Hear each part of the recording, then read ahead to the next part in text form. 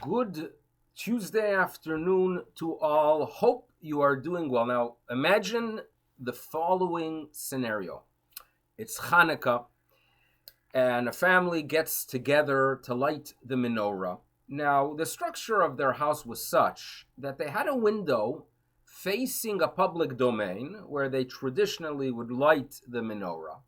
However, the Alta Bubbee was visiting and she was napping in that room, and they didn't want to disturb her. In other words, if they would know that she would want to be awakened, they would awaken her. But if you wake up this Bubbee, you're in trouble. Not a good thing to do. So they had here a dilemma. It's time to light the Hanukkah candles, right? The sun's set, a few minutes have passed, the family is together, but they can't make it into that room where they traditionally light. What do? So they make the following decision that, technically speaking, although in Talmudic times the lighting was to publicize the miracle, Pilsum Hanes, for those traveling the streets, today the rabbis tell us it is more for the family.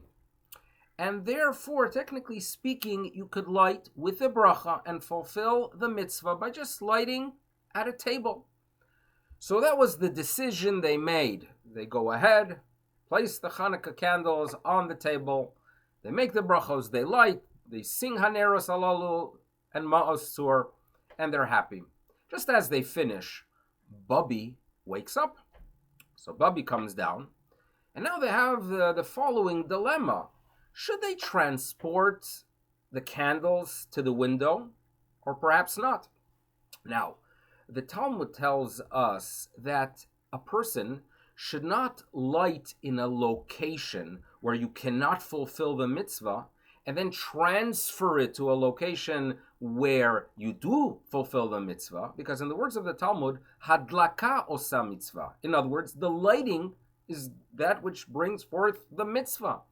And therefore you have to light, the Talmud notes, at a location where the mitzvah will be fulfilled. Now, this was a relevant issue in the past when everyone would light facing a public domain.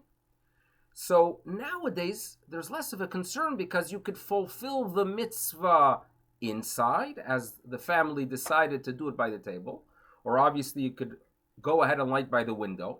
So they felt, you know what, we'll just leave it here. But they felt a little bit uncomfortable because people do pass by the street and they know it's a Jewish home, and they feel uncomfortable that people are going to observe that there's a window without the menorah. So they do have a desire to transport it. So they call the rabbi, and the rabbi tells them, once you light in a location, halacha tells us you should not transport it for a 30-minute period. 30 minutes, let it sit for 30 minutes. Why?